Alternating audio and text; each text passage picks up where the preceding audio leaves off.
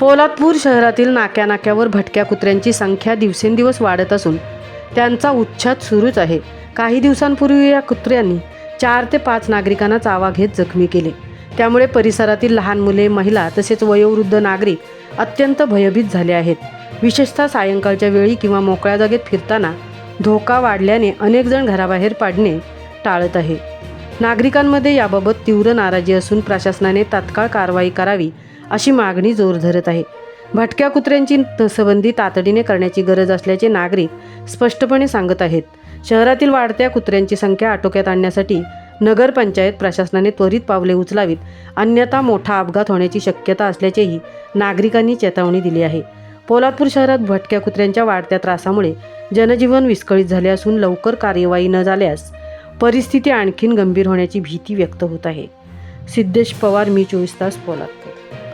तर मित्रांनो, जर तुम्हाला आमचा व्हिडिओ आवडला असेल तर आमचं चॅनल सबस्क्राईब करा, लाईक करा, शेअर करा आणि बाजूला असलेला बेल आयकॉनवरती प्रेस करा, जेणेकरून तुम्हाला आमच्या चॅनल्सच्या सगळ्या अपडेट्स प्राप्त होतील।